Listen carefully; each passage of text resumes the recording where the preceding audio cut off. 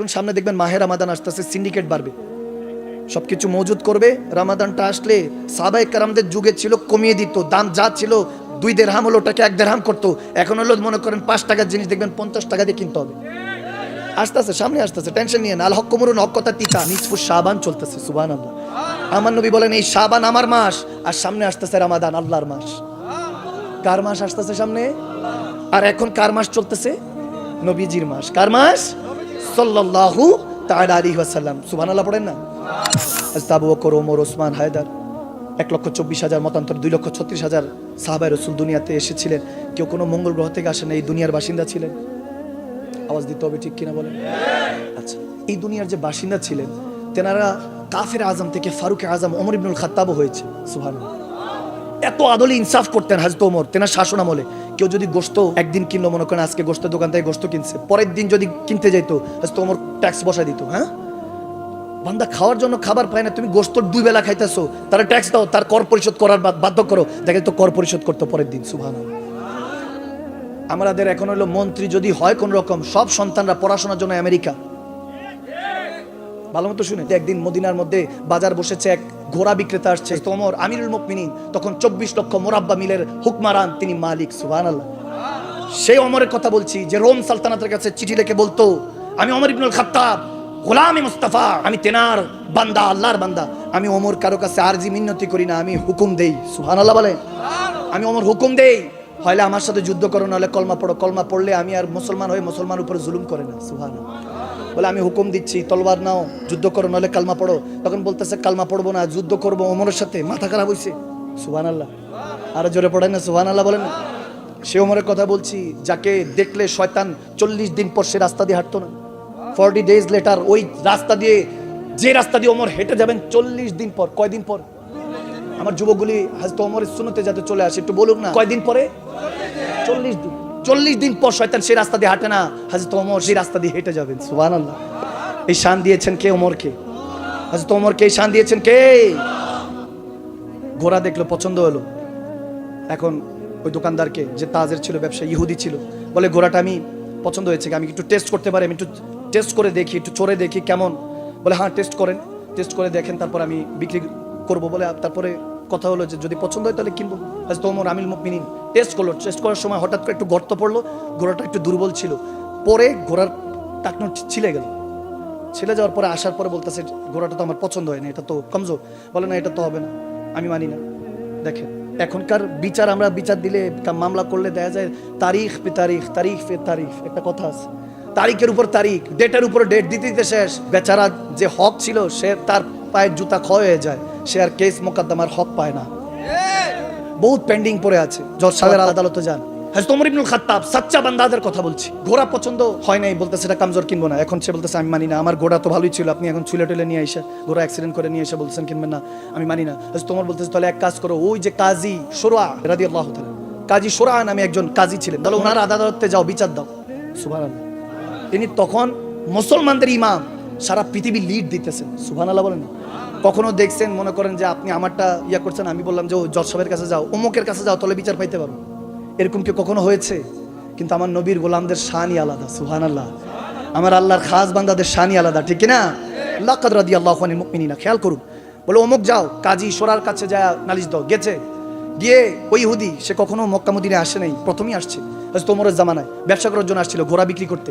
যখন বিচার নিয়ে গেল, বলে ওমর ইবনুল খাত্তাবের কাছে বিক্রি করেছি, তখন এরকম এরকম হলো। উনি বললেন যে আমি টেস্ট করে যদি ভালো লাগে নিবো, নাহলে নিবো না। তখন কাজী সাহেব বলে আচ্ছা ঠিক আছে। হযরত আমিরুল মুমিনিন ওমর ইবনুল খাত্তাব আসলো, কাঠগড়া দাঁড়ায় আছে। বলে ইয়া আমিরুল মুমিনিন, কথা কি সত্য বলছে? বলে হ্যাঁ সত্য বলছে। তো যখন বললেন ইয়া ওমর, যেহেতু কথা সত্য বলছে, আপনি কি বলেছেন? বলে আমি তো বলেছি যদি ভালো লাগে তাহলে কিনবো। আমি বলেছিলাম এখন ভালো লাগে না, এখন কিনবো না। এখন এটা আমি ইচ্ছা করে ফিরি না, সে নিজেই পড়ে গিয়েছে, ঘোড়াটা নিজেই পড়ে গিয়েছে। এখন ভালো ঘোড়া হলে সে পার হয়ে যেত, ঘোড়াটা কমজোর, বেশি একটা ভালো না, এই জন্য পড়ে গিয়েছে। এখন সে বলতেছে না, আমি আমার বিচার চাই। সে ইহুদি বলতেছে, দূর থেকে এসেছে, বলে আমি বিচার চাই, আমার বিচার করতে হবে। এই দেশে কি বিচার আছে? সে ভাবছে যে বিচার আর কি হবে, তাকে দেখে মনে হচ্ছে, ওমর ইবনুল খাত্তাবকে দেখে মনে হচ্ছে অনেক রাইস জাদা, পয়সাওয়ালা, আমার বিচার কি পাবো? তখন সে মনে মনে ভাবতে দেরি নাই, বলে তুমি কি চেয়েছো? বলে আমি তো বিক্রি করার নিয়ত করেছি, আমার তাহলে ক্ষতিপূরণ দেখ, বা আমার ঘোড়াটা ঠিকঠাক করে দেখ, কিংবা তিনি আমার ঘোড়াটা কিনে নিক। তখন কাজী সাহেব রায় শোনাতে লাগলেন, ইয়া আমিরুল মুমিনিন ওমর ইবনুল খাত্তাব, কিছু মনে করবেন না, তার ক্ষতিপূরণ দেন, নয়তোবা তার ঘোড়া যেমনটা ছিল তেমন ফেরত দেন, নয়তোবা কিনে নেন। তখন হাজরত ওমর বলতেছেন ঠিক আছে, তাহলে রায় কি হলো? বলে যে কোনো একটা করেন। বলে আমি ঠিক আছে, আমি তাহলে কিনে নিতে রাজি আছি। সুবহানাল্লাহ। ওই ইহুদি তো একটা আশকি, অবাক হয়ে গেল যে হ্যাঁ কিনে নিচ্ছে, আচ্ছা ঠিক আছে, বিক্রি করলো। এরপরে কাজী সাহেব বলেন দাঁড়ান, বিচার শেষ হয় নাই, বিচার আরো আছে। এই বেচারা পেরেশান হয়েছে, মদিনায় এসে পেরেশান হয়েছে।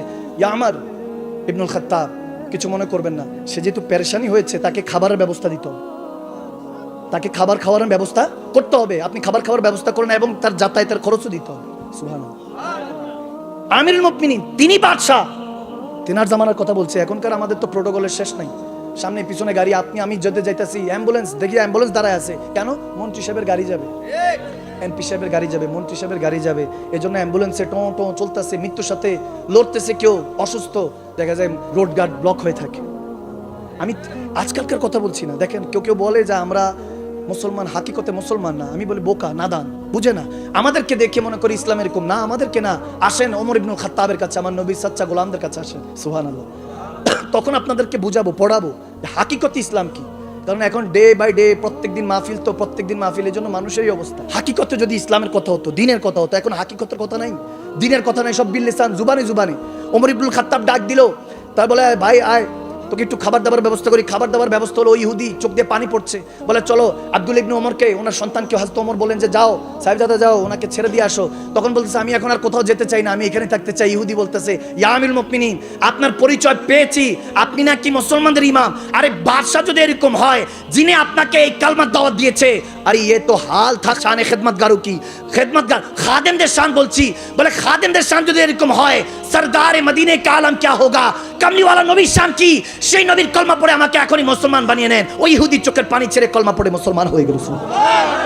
হেদায়েতের মালিক কে? আল্লাহ।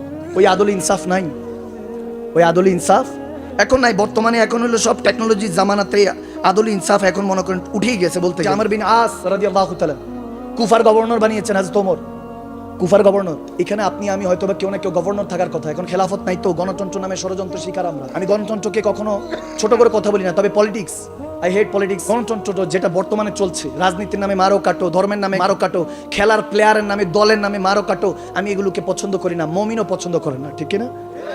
মুমিন কখনো এগুলো পছন্দ করতে পারে না, যেগুলোর মধ্যে মারামারি কাটাকাটি। আমর বিন আস রাদিয়াল্লাহু তাআলা কুফার গভর্নর বানিয়েছে। তো তার সাহেবজাদা দেখতেছে যে এক গোলাম আছে, তেনাদের গোলাম একটু ভুল করছে, দিছে মায়ের, চাবুক দিয়ে ইচ্ছা মতো পিঠে মারছে। সেই গোলাম করলো কি, সেই ঘোড়ার মধ্যে উঠে মদিনা রওনা দিছে যে আমি হযরত ওমরের কাছে বিচার নিব। আসলো হযরত ওমরের কাছে, এসে পিঠটা উল্টা দেখালো। ইয়া আমার দেখেন, আমর বিন আস এর গভর্নর, ওনার সাহেবজাদা আমাকে কি করছে দেখেন। হযরত ওমর চোখের পানি ছেড়ে দিল। হ্যাঁ, আমার সালতানাতে এরকম হচ্ছে, এত বড় জুলুম? যাও, তুমি কি কোনো পাপ করেছো, ভুল করেছো? বলে আমার ভুল ছিল যতটুকু, এর থেকে। বলে আমি হলাম গভর্নর ছেলে, তুই আমার সাথে বেয়াদবি করিস, বলে আমাকে মারছে ইচ্ছা মতো। বলে যাও আমর বিন আসকে খবর দাও। গভর্নরের সাহেবজাদা আসলো, এসে হযরত আমিরুল মুমিনিন ওমর ইবনুল খাত্তাবের কাছে দাঁড়িয়ে আছে রাদিয়াল্লাহু তাআলা। তিনি তখন বলতেছে তুমি এই বান্দার উপর কেন জুলুম করলা? তার মা তো তাকে আজাদ পয়দা করছে, তুমি কেন গোলাম বানাইলা? জানো না যে গোলামি শুধু কামলিওয়ালা নবীর হবে আর বান্দেগি একজনের হবে? তিনি কে? আওয়াজ দেন কে? কবির খেয়াল। আমর বিন আস রাদিয়াল্লাহু তাআলা যায়েদ সাহাবা, তেনাকে গভর্নর থেকে সরিয়ে দিল। ওই যুবককে বলতেছে যে তুমি হাতে চাবুক দিয়ে বলতেছে সাহেবজাদারে মারো এবার তুমি। দিছে এবার মার। আমর বিন আস সাহেবজাদাকে ইচ্ছা মতো চাবুক মারার পরে বলতেছে যে আমার উপর এরকম জুলুম করা হলো, আমি গভর্নরের সাহেবজাদা। তখন বলতেছে তুমি হইতে পারো গভর্নরের সাহেবজাদা, এ হলো দয়াল নবীর উম্মত। সুবহানাল্লাহ বলেন না? দয়াল নবীর গোলাম, তোমার গোলাম না।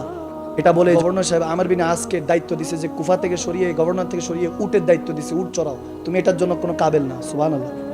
টাটার লেবাস পরিয়ে বলে উট চড়াও। এরকম শাসন আমল ছিল, আদল ইনসাফ ছিল। ওলিয়ায়াজ ওমর ইবনুল খাত্তাব কঠিন এক রুলস তৈরি করেছেন যে গভর্নর হবে, যে দায়িত্বশীল হবে, যে মন্ত্রী হবে, সে কখনো ভালো পোশাক পরতে পারবে না, যাতে করে গরিবরাও তার কাছে আসতে পারে। সুবহানাল্লাহ। ভালো মতো শুনুন, আমাদের এই বছরই আমাদের মনে হয় শেষ সুযোগ। 17 বছর পরে কিংবা 18 বছর বা বহু বছর পরে একটা সুযোগ আসছে আমাদের দেশটাকে পরিবর্তন করা। সাজাল ইয়ামানি, সাপন ইয়ামানি বহু কষ্ট করে ইয়ামান শহর থেকে আপনার আমার জন্য আসছে। এখন খুব রেডিমেড মুসলমান, তো চাইলে হুজুর দাওয়াত দিয়ে পাওয়া যান, চাইলে সার্চ দিলে কোরআন শোনার কথা পেয়ে যান, সব তো রেডিমেড।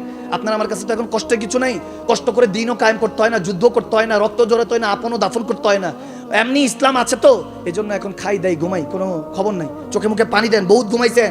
এখন আবার হযরত ওমর ইবনুল খাত্তাবের মতো জামানা আমাদের কেউ আমাদের উপর অত্যাচার করছে। প্যালেস্তিন গাজার মধ্যে 2 মাসের বাচ্চা থেকে 90 বছর বৃদ্ধ পর্যন্ত রেহাই পাচ্ছে না, বোমা দিয়ে উড়িয়ে ফেলছে, ঘাস কে খাচ্ছে। আপনি আমি তো যা খাবার খাবো, আপনার আমার ঘরে এখনো মাশাআল্লাহ খাবার আছে, আলহামদুলিল্লাহ, আল্লাহর রাসূলের পাকের সাদেকায় এখনো আমার ভাই বোনেরা এখনো প্যালেস্তিনের মধ্যে, গাজার মধ্যে ঘাস খেয়ে দিন পার করছে। ভালো মতো শুনেন, আমাদের সামনে মাহদী আলাইহিস সালাম আসতেছে, যুবকদেরকে তৈরি করেন। এই দুনিয়াদারির কোনো কিছু না, এই রঙিন চশমা খুলেন, নিজের হাতে যেদিন আপনকে দাফন করবেন ওদিন বুঝবেন কত দানে কত চা। ভাত ডালের দাম, ভাত চালের দাম বাড়লে দেখেন না ধর্মঘট হয়। আজকে ট্রাকের ধর্মঘট হয়েছে, নাহলে আরো আগে আসার কথা। ন্যায্য বিষয় পাচ্ছে না বিদায় ধর্মঘট হচ্ছে। তা আমি এই জন্য বলতে চাই ভাইরা আমার, এই যে ওষুধ দেখবেন যে ওষুধের ফার্মেসিতে গেলে কোনো টাকা কম নাই, যেটা লেখা সেটাই আনতে হয়। আওয়াজ দেয় না? ওষুধের দাম কি কমানোর ব্যবস্থা আছে? না, যেটা লেখা সেটা। এখন ভাতের থেকে মানুষ ওষুধ খায় বেশি, তারপরে রোগ ছাড়ে না। কেন? আমার কাছে আসেন, আপনার কোন সমস্যা, আমি পানি পরা ফু দিয়ে দিব, আলহামদুলিল্লাহ, আল্লাহ রাসূলের পাকের সাদেকায়। যদি ঠিক না হয় আমাকে বাইন তালাক দিবেন, মাকদুম সালমান, আমি মাদানী সাহেবকে বাইন তালাক দিবেন, আমার ওয়াজ শুনবেন আর কখনো। আর যদি ভালো হয় দোয়া করবেন, আর মনে মনে বলবেন আমরা মুর্দা নবীর কলমা পড়িনি, আমরা জিন্দা নবীর কলমা পড়েছি, ঠিক কিনা? ওলি আয়াজের কথা বলছি, ইয়ামানের গভর্নর হযরত ওমর ইবনুল খাত্তাব তেনাকে মুকাররার করেছেন। তিনি বলেছেন, খবরদার রেশমি পোশাক, ভালো ভালো পোশাক পরবে না, যাতে গরিবরা তোমাদের কাছে আসতে পারে, আর বাইরে কোনো পাহারাদার রাখবে না। এখন উনি পাহারাদারও রাখছে, অনেক ভালো ভালো পোশাক পরতো। মুহাম্মদ ইবনে মুসলমান ওনাকে পাঠানো হলো, উনি গুপ্তচর ছিলেন, যায় দেখো এই ঘটনা কি সত্যি কিনা। এসে বলছে, ইয়া আমিরুল মুমিনিন, ঘটনা সত্য। উনি রেশমি পোশাকও পরে, বাইরে দারোয়ানও রাখে, যাতে ওনার সাথে দেখা সাক্ষাৎ করতে একটু এরকম হয়। তো বলে, খবর দাও, বলো আমি ওমর ডেকেছি। ওমর ইবনুল খাত্তাবের কথায় দৌড়াতে দৌড়াতে আসলো, কাঁপতেছে। জানে তো ওমরের উসুল বড় কঠিন, ঠিক কিনা? ওরকম হযরত ওমর ইবনুল খাত্তাবের মতো এখন উসুলওয়ালা কিছু নেতা দরকার, কিছু নেতৃত্ব দরকার। হয়তো আমাদের এই সমাজ বর্বরতার জায়গায়, আপনি আমি তো পার হয়ে দিচ্ছি, আমাদের সামনে ভবিষ্যৎ প্রজন্ম কি অবস্থা আছে কি জানি। ওই যে দেখেন না, মোবাইল নিয়ে বড় করতেছে, খবর নেই, ওয়াজ নসিহত চলতেছে। কেন? কারণ আমরা হাতে হাতে ধরাই দিচ্ছি, কিছু করার নেই। বাচ্চা এখন খাবার খাওয়ার আগে দেখবেন মোবাইলটা ধরাই দেয়, যাতে কানাকাটি না করে, ঠিক কিনা বলেন না?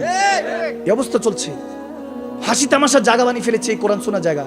যুবকরা আমাকে সারাক্ষণ বলতে থাকে, শেখ অনেক কষ্টে আমরা হেদায়েতের কথাগুলি আপনার থেকে শোনার চেষ্টা করি, আপনি বেশি বেশি করে সাহাবে রাসূলদের আদর্শের কথা বলবেন। আমি যখন বেশি বেশি করে হযরত ওমর ইবনুল খাত্তাব, সাহাবে রাসূলদের আদর্শের কথা বলি, এই আদর্শটা হলো হাকিকতে মুসলমানদের কথা। কসম করে বলছি, এনাদের কথা শুনলে ঈমান শক্তিশালী হয়ে যায়, শয়তান ধারে কাছে আসে না। আপনি কি নামাজকে না বলবেন? নামাজ বলবে যে, আয় না বান্দা, তুই কই যাস? আল্লাহর কাছে আয়। সুবহানাল্লাহ। ধরে নিয়ে যাবে নামাজ পড়ার, বলতে হবে না যাই নামাজ পড়ছ না কেন, এটা বলতে হবে না। নামাজ তারা ডাকবে, আজান তাকে ডাকবে, বলবে ওই যে আমার মালিক ও খালিক ডাকতেছে, ঠিক কিনা? যদি এমপি সাহেবের সাথে অ্যাপয়েন্টমেন্ট থাকে, অনেকে বলে তো হুজুর নামাজে মনোযোগ বসে না, ইবাদতে মনোযোগ বসে না, অনেক সময় করবো কি? আমি বললাম কিচ্ছু করতে হবে না, ছোট্ট বিষয়। কেউ যদি আপনার প্রফেসর, কোনো শিক্ষক, কোনো উস্তাদ, কোনো এমপি সাহেব যদি অ্যাপয়েন্টমেন্ট দেয়, অমুক টাইমে এসো, দেখা যায় 10 মিনিট আগে হলো পৌঁছাই, ঠিক কিনা? ঠিক কিনা? নাহলে বা নয়তো বা যেনাকে টাইম দেওয়া হচ্ছে, ওয়াক্ত দেওয়া হচ্ছে, পি সাহেব হোক, স্কলার হোক, এমপি সাহেব হোক, মন্ত্রী সাহেব হোক, প্রফেসর হোক, যে হোক, যদি বুজুর্গানের দিন হয়, আমরা সময় থেকে 10-15-20 মিনিট আগে হলো পৌঁছাই। যখন আপনি এটাকে মূল্যায়ন করা শিখে গিয়েছেন, কসম করে বলছি, এতটুকু যদি থাকে আপনার কাছে আদব, তাহলে আপনি আল্লাহ রাসূলের আদবও শিখবেন। আজান দেওয়ার আগে মসজিদে পৌঁছে যাবেন ইনশাআল্লাহ। কথা বুঝতেছেন? ভালো মতো খেয়াল করুন। সা'দ বিন আবি ওয়াক্কাস রাদিয়াল্লাহু তাআলা, হুজুরে পাকের মামা যান, তেনাকে পর্যন্ত ডাকানো হয়েছে যে তিনিও কি এরকম করছেন কিনা, কিন্তু তিনি কখনো এরকম করেন না। উনি ভালো, উনি জান্নাতি সুসংবাদ প্রাপ্ত একজন ছিলেন। সুবহানাল্লাহ। এখন ওলি আয়াজও দাঁড়ায় আছে, সা'দ বিন আবি ওয়াক্কাসও দাঁড়িয়ে আছেন, নবীজির মামা যান, এবং হযরত ওলি আয়াজ তিনিও সাহাবা। দুজনকে দাঁড়িয়ে বলতেছে, আপনি কেন পড়েন? বলে কি করবো, ওই ভালো পোশাক না পরলে অনেক বড় বড় রাষ্ট্র থেকে মন্ত্রীরা আসে দেখা করতে, পোশাক ভালো না পড়লে কিনা কি মনে করবে, এজন্য পড়েছি। তারপর বলতেছে, ওই প্রোটোকলের জন্য ওই বাইরে যে দারোয়ান রেখেছি, লোক রেখেছি, এটাও প্রোটোকলের জন্য, নাহলে যে কেউ এসে ঢুকে যায়। সা'দ বিন আবি ওয়াক্কাসের উপরে এটা সেম তহমত লেগেছে। তিনি বলেন যে আমি এরকম করি না, আপনি কেন আমার উপরে অবিশ্বাস করছেন? বলে অবিশ্বাস না, বিচার যেহেতু এসেছে, বিচার করার দায়িত্ব আমি ওমরের। আমি কোনো দুনিয়াদারির খুশির জন্য কোনো কথা করছি না, কিংবা কোনো খুশির জন্য কাজ করছি না। আমি একজনকে হিসাব দিতে হবে, তিনি হলো কে?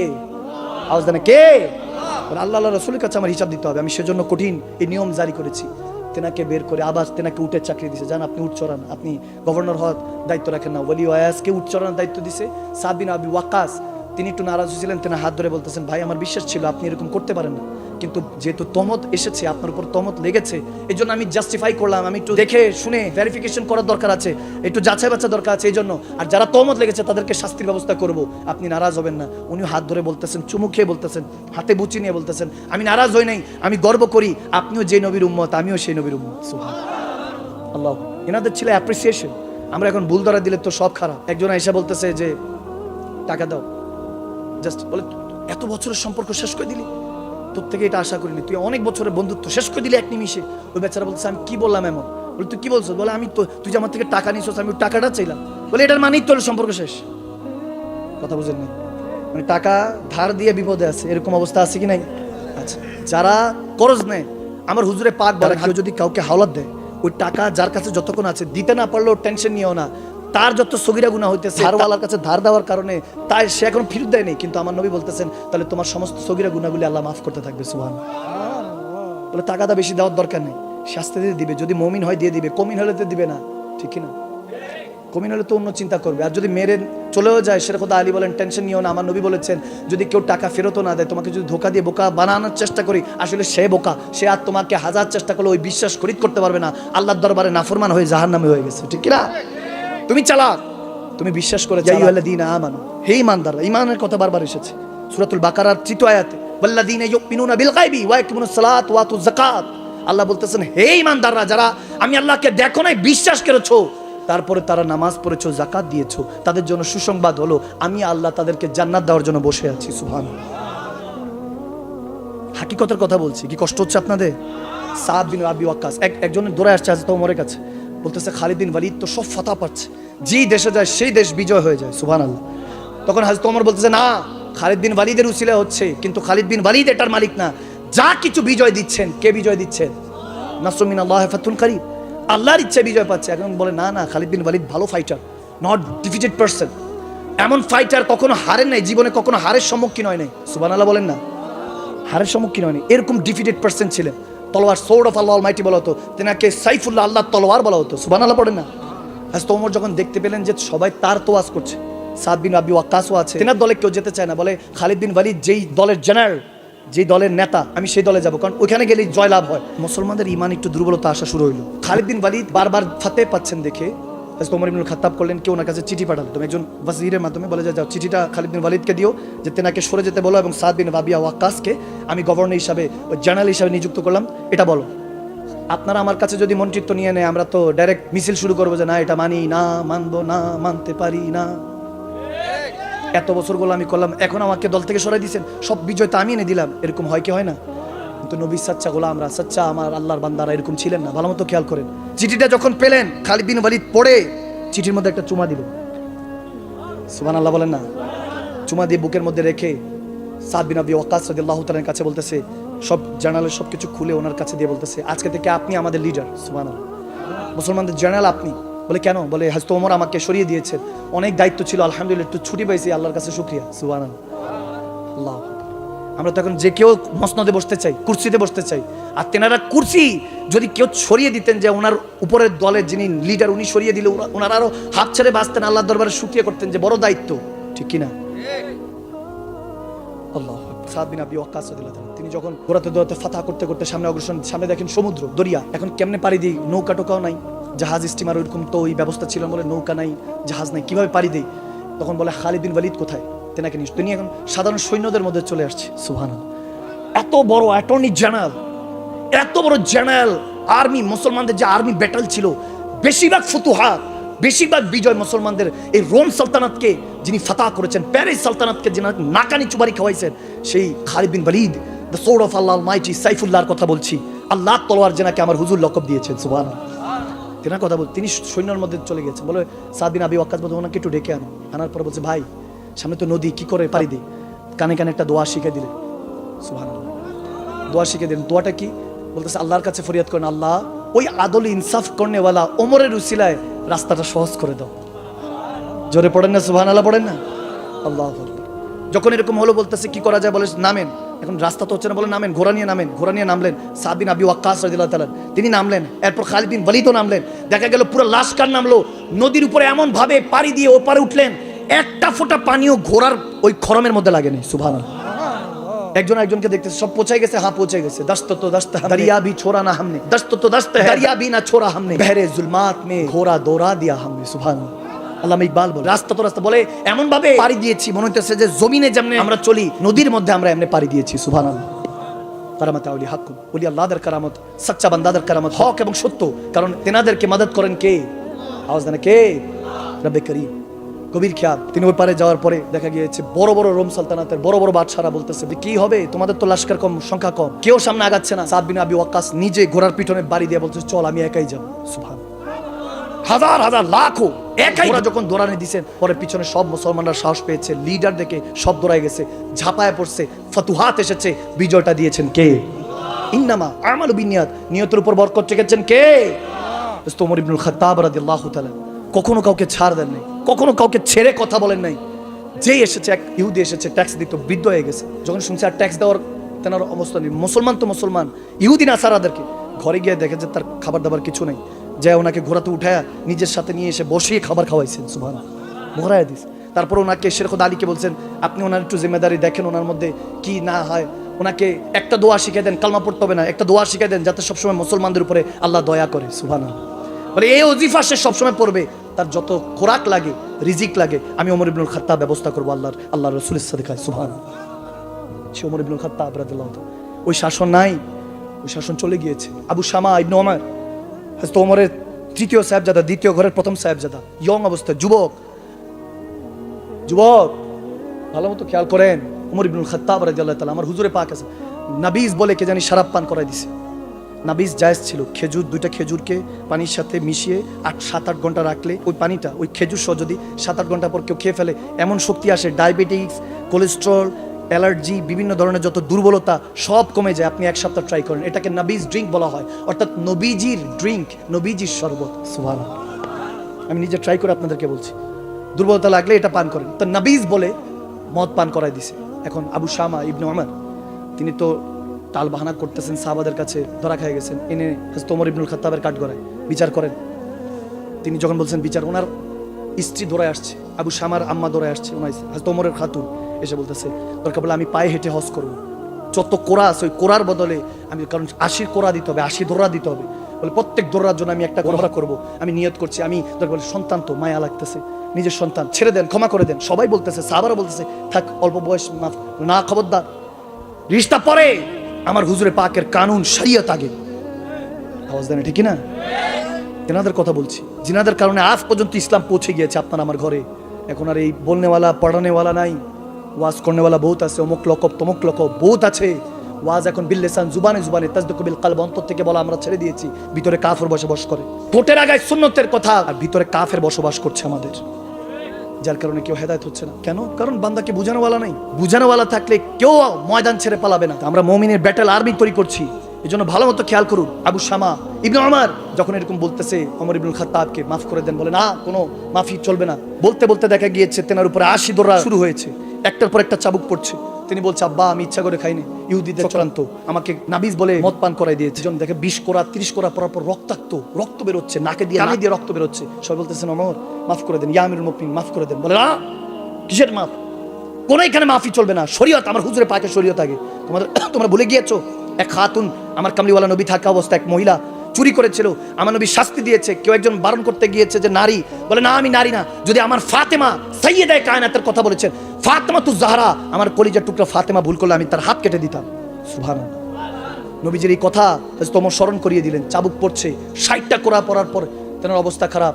এখন জল্লা দোয়া শাস্তি দিতে পারতেছে না। হযরত ওমরের কোলের মধ্যে আবু শামা পড়ে গেলেন, পরে চোখের পানি ছেড়ে দিয়ে বলে, আব্বা মৃত্যুর আগে তো কেউ মিথ্যা বলে না, আমি সত্যি করে বলছি, আমি নাবিজ বলে আমাকে মদ পান করে দিয়েছে, বলে আমি জানি, তবে তুই আমার হক মাফ করে দিস। আমি তোর হক মাফ করে দিচ্ছি। বলে, আব্বা আমি আপনার হক মাফ করে দিয়েছি। চোখের পানি ছেড়ে দিয়েছে সন্তান এবং বাবা। ভালোবাসা শুনুন, মহাব্বত শুনুন। আল্লাহ রসুলের জন্য হব্বু ফিল্লাহ ফি রাসূল, বুগযু ফিল্লাহ ফি রাসূল। আল্লাহ রসুলের জন্য ভালোবাসা, আল্লাহ রসুলের জন্য ঘৃণা যখন অন্তরের মধ্যে পয়দা করে ফেলবেন, কসম করে বলছি জুবানের তাসির বেড়ে যাবে, কলবের তাসির বেড়ে যাবে, কুওয়াতে পরওয়ারদিগার আপনার কাছে চলে আসবে, আল্লাহ আপনাকে বান্দা থেকে বন্ধু বানিয়ে নেবে। ওদিন আমার হযরত ওমর বলতেছে, ঘাবড়াইস না আবু শামা, একটু পরেই দয়াল নবীর সাথে তোর দেখা হবে, সুবহানাল্লাহ। বলে, আমি ওমরের সালাম দিস আর বলিস, আপনার ওমর এখন আপনার শরীয়তকে দায়েম ও কায়েম রেখেছে। দেখতে দেখতে রূপ পারবাস করে গেল, ভেসাল করে গেলেন, আবু শামা ইন্তেকাল করে গেলেন। আমার হযরত ওমর ইবনুল খাত্তাব রাদিয়াল্লাহু তাআলা জানাজার ব্যবস্থা করলেন। সবাই জানাজা পড়লো, পড়ার পর দোয়া হলো, দোয়ার পরে মুনাজাত হলো, সবাই চলে যাচ্ছে। বলে, দাঁড়াও, এখনো 20 কোরা বাকি আছে, 80 কোরার কথা ছিল, 20 কোরা। বলে, এখন কিভাবে? বলে, তার কবর উপরে 20 কোরা মারো, সুবহানাল্লাহ বলেন না, কবর উপরে 20 কোরা মারো। থান্ডার্ড, এখন যেরকম আপনাদের মন মেজাজ থান্ডার্ড হয়ে গিয়েছে, চিন্তা চেতনা দূর হয়ে গিয়েছে, হযরত ওমরের এই কথা শুনে সবাই ঠান্ডার্ড হয়ে গিয়েছে, এরকম বিচার। বলে, এখন ছেড়ে দেন, কবরের উপরে চলে গেছে। বলে, না, কবর উপরে ভিতরে চলে গিয়েছে, কিন্তু এখনো 20 কোরা বাকি। এই চাবুক যখন মারতে লাগলেন, 20 কোরা কবর উপরে মারা হলো। মারার পরে সবাইকে বলছে, চলে যাও তোমরা। সারা রাত কাঁদলেন। হযরত হুযায়ফা ইবনে ইয়ামানি রাদিয়াল্লাহু তাআলা বর্ণিত যে তিনি বলতেছেন যে শের খুদা আলী, মওলা আলী দৌড়ায় আসলেন, এসে হযরত ওমর ইবনুল খাত্তাবের কাছে এসে বলতেছে, ইয়া আমার ভাই, দয়াল নবীকে স্বপ্ন দেখেছি এবং আবু শামাকে সাথে দেখেছি। সুবহানাল্লাহ। বলে আবু শামাকে দয়াল নবী কাছে টেনে নিয়েছেন, বলে ওমর তোমার এই বিচারের কারণে আল্লাহ আবু শামাকে ক্ষমা করে দিয়েছে, পাক করে সমস্ত জান্নাতের দরজা তার জন্য খুলে দিয়েছে। সুবহানাল্লাহ। বলে আমার নবী বলতেছেন, ইয়া আলী, ওমরকে বললেন যে আমি নবী তাকে আপন করে নিয়েছি। আবু শামা যখন আমার কাছে এসেছে আমি খুশি হয়েছি ওমরের উপরে, আল্লাহ খুশি। আবু শামা আমার কাছে আসার পরে আমার মনে হচ্ছে আমার ওমর আমার কাছে ফিরে এসেছে। সুবহানাল্লাহ। ইন্তেকালের আগ মুহূর্তে যখন জখম হয়েছে নাকি, যখন মুনাফিক এমন ভাবে আঘাত করলো যে অবস্থা খুব খারাপ, তখন তিনি আম্মা জান আয়েশা সিদ্দিকার কাছে তলব পাঠালেন যে দয়াল নবীর রওজার নিচে 3 জন ঘুমানো যাবে, কবর দেওয়া যাবে। একজন তো দয়াল নবী নিজে আরাম ফরমাচ্ছেন, আবু বকর সিদ্দিকও আরাম ফরমাচ্ছেন, একটা জায়গা আছে। এই ইন্তেকালের 26শে জিলহজ তিনি জখম হয়েছেন, 1লা মুহররম তিনি শাহাদাত পেয়েছেন। সুবহানাল্লাহ। একদম শাহাদাতের আগ মুহূর্তের কথা বলছি, শেষ কথা শেষ। ওমর ইবনুল খাত্তাব রাদিয়াল্লাহু তাআলা দুনিয়া থেকে যখন চলে যাচ্ছেন, তিনি আম্মা জান আয়েশা সিদ্দিকার কাছে খত পাঠালেন। আব্দুল্লাহ ইবনে ওমর চলে গেলেন, বড় সাহেবজাদা, বলে সাবধান, খবরদার, তিনি মুমিনদের মা, আরাম করে খুব লেহাজ নিয়ে আদব রেখে প্রশ্ন করো, যদি ফিরিয়ে দেয় কোনো সমস্যা নাই, তবে আবদার রেখো যে আবু বকরের পাশে আম্মা জান আয়েশা সিদ্দিকা 18 বছর বয়সে নবীজিকে হারিয়েছেন, স্বামীর ভালোবাসা বেশি দিন পায় নাই। বলে তারপর ওনার জায়গা এটা, কেউ কারো কবরের জায়গা দেয় না। তারপরে বললো ওমর একটা আরজি রেখেছে, দয়াল নবীর ওই গুম্বাদে খাজরার সামনে কি ওই সাথে কি শোয়া যায়, ঘুমানো যায়। সুবহানাল্লাহ। সে ওমর ইবনুল খাত্তাবের কথা বলছি, যখন শাম দেশ তিনি ফতুয়াত লাভ করেছেন, চিঠি এসেছে, ইহুদিরা বলতেছে আপনি ওমর যদি নিজে আসেন তাহলে আমরা বাকি যে এলাকা আছে সেটাও মুসলমানদের করে দিব। তিনি একা একজন খাদেমকে নিয়ে রওনা দিয়েছেন। খাদেমের সাথে কি চুক্তি হয়েছে দেখেন, বলে অনেক দূর পথ, খাদেম তুমি কিছুক্ষণ উট কিংবা মতান্তরে ঘোড়া, বলে তুমি কিছুক্ষণ ওই উটটা টাইনো, তারপর তুমি আরাম করে তুমি উপরে উঠো, আমি আবার কিছুক্ষণ টানবো। সুবহানাল্লাহ। পর্যায়ক্রমে পৌঁছাবো। যখন শাম দেশে পৌঁছাচ্ছেন, একটু নদী নালা ছিল, এখন ওই খাদেম, তারপর ওমর, আবার ওমর বসেন, আবার খাদেম টানে, আবার খাদেম বসে, ওমর টানতেছেন লাগাম। দেখতে দেখতে যখন কাছাকাছি শাম দেশের, সবাই ইস্তেকবালের জন্য অপেক্ষা করছে, ফুল নিয়ে, ওই জামানায় ভালো ভালো খুশবু নিয়ে যখন অপেক্ষা করছে, তখন পাল্লা ছিল যে উপরে বসবে খাদেম, নিচে নিচে দাঁড়াবে ওমর। সুবহানাল্লাহ। তখন খাদেম সাহেব বলতে লাগলেন, ইয়া ওমর ইয়া আমিরুল মুমিনিন, আমি তো গোলাম, আমি নিচে দাঁড়াই, এখন তো চলে আসছি। বলে না, যেটা তোর সাথে তয় হয়েছে সেটাই হবে। সুবহানাল্লাহ। যেটা চুক্তি হয়েছে সেটাই হবে। দেখা গেল ওমর ইবনুল খাত্তাব টানতে টানতে যখন মজলিসের মধ্যে ওই শাম দেশে প্রবেশ করলেন, সবাই ভাবতেছে উপরের জন্য ওমর, নারা দিচ্ছে, ইয়া আমিরুল মুমিনিন নারা দিচ্ছে। তখন তিনি আস্তে আস্তে মাপছে, বলতেছে আমি ওমর না, ওমর যিনি লাগাম টানতেছেন। সুবহানাল্লাহ। ইহুদিরা বলতেছে এটা যদি ইসলাম হয়, এই নীতি যদি ইসলাম হয়, তারা বলতেছে 2-4 এলাকা নয়, আমাদের পুরা শাম দেশ আজকে থেকে মুসলমানের নেতৃত্বে চলবে। তখন সবাই কালমা পড়ে হযরত ওমরের কাছে কালমা পড়ে মুসলমান হয়ে গেল। সুবহানাল্লাহ। এইভাবে ইসলাম কায়েম হয়েছে সারা পৃথিবীতে। ভাইয়ের আমার, বাবার আমার, এইভাবে কায়েম হয়েছে। আপনি আমি যেভাবে ইসলাম পড়ছি, নাদান তারা মনে করে যে আমরা ইসলামকে এখনকার আমাদেরকে দেখেন না, আমাদের ওমর ইবনুল খাত্তাব, আমাদের সাহাবা রাসূল আবু বকর, ওমর, ওসমান, হায়দার, তেনাদের কাছে আসেন। খালিদ বিন ওয়ালিদ, কসম করে বলছি, সাদাকাতের নাজারা দেখতে চান, আমাদের কাছে আসেন, আবু বকর সিদ্দিক দেখিয়ে দিব। খেলাফতের নাজারা দেখতে চান, আমাদের কাছে আসেন, ওমর ইবনুল খাত্তাব দেখিয়ে দিব। আমাদের কাছে আসেন, সুজাত আদবের পেকারা দেখতে চান, কিভাবে মানুষকে সম্মান করতে হয়, ওসমানে গানিকে দেখিয়ে দিব। কিভাবে বেলায়েতের শাহেনশাহ হওয়া যায়, কিভাবে সমস্ত কুওয়াতের আল্লাহর ক্ষমতা হাতের মধ্যে, মুঠির মধ্যে নেওয়া যায়, আসেন শেরে খোদা আলীকে দেখিয়ে দিব। সুবহানাল্লাহ। দেখবো, দেখাই দিব আপনাদেরকে ফতুহাত, বিজয় কিভাবে মুসলমানদের এসেছে। খালিদ বিন ওয়ালিদকে দেখিয়ে দিব, সাদ ইবনে আবি ওয়াক্কাসকে দেখিয়ে দিব, হযরত মুসাইব বিন উমাইরকে দেখিয়ে দিব। শাহাদাতের কথা বলতে চান, ইমামে হাসান হোসেনকে দেখিয়ে দিব। জিন্দেগি দেখতে চান, তাহলে ইমামে হাসানে মুর্তজা মুস্তাফাকে দেখিয়ে দিব, ইমামে হোসেনে মুর্তজাকে দেখিয়ে দিব, যারা ইন্তেকাল শাহাদাত পাওয়ার পরও এখনো জিন্দা মুমিনদের। হোসাইন শহীদ হয়েছেন বিধায় আজকে ঘরে ঘরে হোসাইন, নয়তোবা ঘরে ঘরে ইয়াজিদ হইতো। আপনারা আসেন আমাদের কাছে, আমরা শাহজালাল ইয়ামানি পর্যন্ত দেখিয়ে দিব যে আমাদের ইমামদের প্রত্যেকের কবর আছে, ইমামগণদের রওজা আছে, মাজার আছে, জিয়ারতের স্থান। কেন আপনি মুসলমানদের ইমান নিয়ে নষ্ট করছেন? যে আল্লাহ ওয়ালাদের সাথে সঙ্গ জ্ঞাপন করলে, আরে মাজার নিয়ে যারা ব্যবসা করে তারা মুনাফিক, যারা আল্লাহ ওয়ালাদের সাথে সম্পর্ক রাখে তারা তো মুমিন। মুমিনের কথা বলেন আপনারা। আমরা ছেড়ে দিয়েছি। আম্মা জান আয়েশা সিদ্দিকার কাছে যখন হযরত ওমর ইবনুল খাত্তাব রাদিয়াল্লাহু চিঠি পাঠালেন, আম্মা জান আয়েশা সিদ্দিকা ভিতর থেকে হু করে কাঁদছে, বলে ওমর এই জায়গার আমার কাছে কি চাইবে? আমি মনে মনে ঠিক করে রেখেছি, ওমর যদি ইন্তেকাল করে আমি এই জায়গা ছেড়ে দিব। সুবহানাল্লাহ। দেখা গিয়েছে হুযায়ফা বিন ইয়ামানি রাদিয়াল্লাহু তাআলা তিনার কাছে গিয়ে মাফি চেয়েছেন যে আমার নবী আমাকে কি বলতো, মুনাফিক বলতো না, ইমানদার বলতো। ওমর ইবনুল খাত্তাব আশারায়ে মুবাশশারা খোলাফায়ে রাশিদিনদের মধ্যে যারা আশারায়ে মুবাশশারা জান্নাতে সুসংবাদ প্রাপ্ত ওমর ইবনুল খাত্তাবের কথা বলছি। ওই শাসন চলে গিয়েছে, এখন শুধু শোষণ আছে। ভাইরা আমার, বাবার আমার, ওই ওমর ইবনুল খাত্তাবের মতো এই জামানাকে আবার বদলাতে হবে, উঠতে হবে। উঠ বান্দা কিউ ডরতা হে, ফির দেখ খোদা ক্যা করতা হে।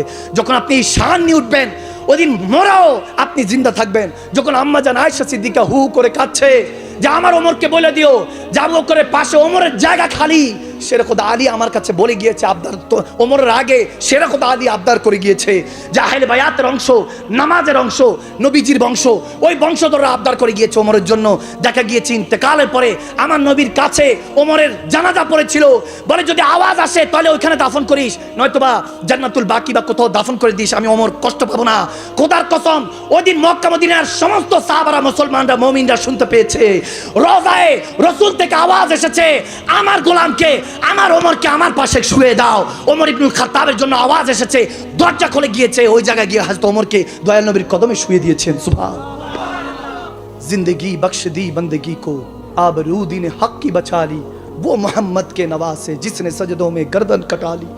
আমার নবীর আবু বকর, ওমর, ওসমান, হায়দার, ইমামে হাসান হোসেন সবাই শাহাদাত চেয়েছেন। আমরা মুমিন হয়ে এখন শাহাদাত চাই না। শাহাদাত কি? শাহাদাত ওই মৃত্যু যেটা আপনাকে মরার পর জীবিত রাখে।